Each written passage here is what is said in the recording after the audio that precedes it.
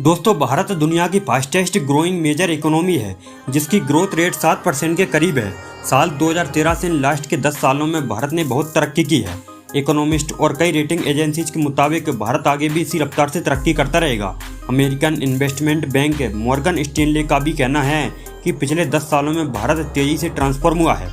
आज की इस वीडियो में हम जानेंगे कि पिछले 10 साल में भारत के आर्थिक हालात कितने बदले हैं, यानी कि 2013 से पहले तक के भारत को आज के यानी 2023 के भारत से कंपेयर करेंगे।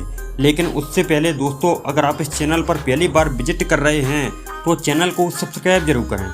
ग्रॉस डोमेस्टिक प्रोडक्ट दोस्तों, 2013 में भारत करीब 1.86 ट्रिलियन डॉलर की जीडीपी के साथ दुनिया की 10वीं सबसे बड़ी इकोनॉमी थी और उस समय देश की पर कैपिटा इनकम $1579 थी। वहीं आज की बात करें तो 2023 में देश की जीडीपी $3.7 ट्रिलियन पर पहुंच चुकी है और पर कैपिटा इनकम $2687 हो गई है। इसका मतलब है कि 10 साल में इंडियन इकोनॉमी का साइज डबल से ज़्यादा हो चुका है। अगर कोरोना नहीं आया होता तो भारत की जीडीपी $4 ट्रिलियन या फिर उससे भी ज़्यादा होती। खैर, फिर भी कोरोना के बाद भारत ब्रिटेन को पछाड़कर दुनिया का 5th इकोनॉमिक देश बन गया है। भारत की इस ग्रोथ की बड़ी वजह फॉरेन और डायरेक्ट इन्वेस्टमेंट में बढ़ोतरी रही है। 2013 में जहां देश में $45 बिलियन का एफडीआई आया था, तो वहीं 2022-23 में देश में $70 बिलियन का एफडीआई आया है। साथ ही इन 10 सालों में सरकार ने कई इनिशिएटिव लॉन्च किए हैं, जिससे भारत की इकोनॉमी बढ़ी है। इन्फ्लेशन रेट दोस्तों, 2013 में भारत में इन्फ्लेशन रेट 9% से भी ज़्यादा थी, लेकिन उसके बाद इन्फ्लेशन रेट में कमी आती गई। 2020 में कोविड महामारी के टाइम पर जरूर देश में इन्फ्लेशन बढ़ गई थी। फिलहाल देश में इन्फ्लेशन रेट 4-4.5% के आसपास है। इन्फ्लेशन रेट में यह कमी सरकार द्वारा लाई गई मॉनेटरी पॉलिसी और ज़रूरी सामानों की सप्लाई चेन पर कंट्रोल रखने की वजह से पॉसिबल हो पाई है।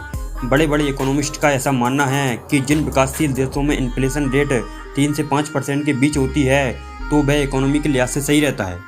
इंफ्रास्ट्रक्चर दोस्तों, भारत आज़ादी के बाद से अब तक बेहतर इंफ्रास्ट्रक्चर की कमी से जूझता आया है। एक समय था जब भारत और चाइना की हालत एक जैसी थी, लेकिन आज चाइना ने वर्ल्ड क्लास इंफ्रास्ट्रक्चर बिल्ड कर लिया है। हालांकि पिछले 10 साल में भारत का इंफ्रास्ट्रक्चर भी बहुत डेवलप हो चुका है। इस दौरान सरकार ने वर्ल्ड क्लास इंफ्रास्ट्रक्चर तैयार करने के लिए national infrastructure investment fund, smart city mission, Sagarmala और भारतमाला जैसे प्रोजेक्ट शुरू किए हैं। 2014 से अब तक भारत में नेशनल हाईवे की लेंथ 60% बढ़ चुकी है। 2013 में भारत के नेशनल हाईवे की लेंथ 91,287 किलोमीटर थी और आज ये लेंथ 1,45,240 किलोमीटर हो चुकी है। 2013 में भारत के पास 1021 किलोमीटर के एक्सप्रेस वे थे, लेकिन अब एक्सप्रेस वे की लेंथ 4719 किलोमीटर से ज़्यादा हो चुकी है। इसका नतीजा ये हुआ कि भारत के पास अमेरिका के बाद दुनिया का सेकंड लार्जेस्ट रोड नेटवर्क है। वहीं एयरपोर्ट की बात करें तो 2013-14 में भारत के पास जहां 74 एयरपोर्ट थे, लेकिन अब इनकी संख्या 140 हो चुकी है, जो लगभग डबल है। वहीं रेल इंफ्रास्ट्रक्चर की बात करें तो आज भारत देश में ही ट्रेन बना रहा है, जिसका सबसे बड़ा एग्जाम्पल है वंदे भारत ट्रेन। यह एक सेमी हाई स्पीड ट्रेन है और बिना लोकोमोटिव के चलती है। साथ ही रेल लाइन्स का तेजी से इलेक्ट्रिफिकेशन हुआ है। आज देश में वर्ल्ड क्लास फैसिलिटीज वाले रेलवे स्टेशन बनाए जा रहे हैं। जल्द ही हमारे देश में बुलेट ट्रेन भी दौड़ने वाली है।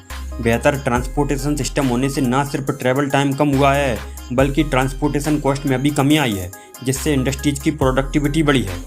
एजुकेशन दोस्तों, इंडिया के एजुकेशन सिस्टम में स्लो लेकिन ग्रेजुअल ट्रांसफॉर्मेशन देखने को मिला है पिछले 10 सालों में। हालांकि लिटरेसी रेट में ज़्यादा बदलाव नहीं हुआ है।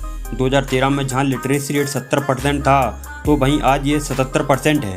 ऐसे में भारत जैसे फास्ट ग्रोइंग नेशन के लिए ये आंकड़ा बहुत कम है, लेकिन पिछले 10 साल में काफ़ी कुछ बदला है। स्कूली शिक्षा में भारत भले ही अब भी कमज़ोर है, लेकिन हायर एजुकेशन में थोड़ा सुधार हुआ है। यूनिवर्सिटीज़ की संख्या 1100 से भी ज़्यादा हो गई है। पहले पढ़ाई केवल ऑफलाइन ही होती थी, लेकिन कोरोना के बाद ऑनलाइन एजुकेशन का चलन बढ़ा है। स्कूल कॉलेजों में स्मार्ट क्लासेस चलाई जा रही हैं। एम्प्लॉयमेंट चाहे कोई भी सरकार रहे, नौकरियों को लेकर सरकार का ट्रैक रिकॉर्ड उतना अच्छा नहीं रहता है। बाकी फील्ड में भारत ने भले ही अच्छा किया हो, लेकिन 2013 के बाद से देश में बेरोजगारी तेज़ी से बढ़ी है। 2013 में भारत में अनएम्प्लॉयमेंट रेट जहां 5% के आसपास थी, जबकि आज अनएम्प्लॉयमेंट रेट बढ़कर 8% से ज़्यादा हो गई है। अनएम्प्लॉयमेंट के आंकड़ों पर नज़र रखने वाली निजी संस्था centre for monitoring Indian economy के मुताबिक अभी देश में करीब 41 करोड़ लोगों के पास रोजगार है। वहीं 2014 से पहले 43 करोड़ लोगों के पास रोजगार था। CMEI ने पिछले साल एक रिपोर्ट जारी की थी।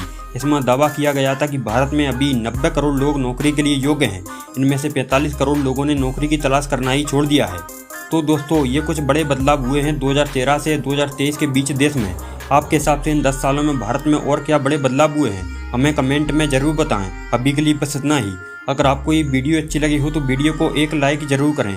साथ ही ऐसे ही इंटरेस्टिंग वीडियोस पाने के लिए हमारे चैनल A1 इंडियंस को भी सब्सक्राइब करें। अपना कीमती समय देने के लिए बहुत बहुत धन्यवाद।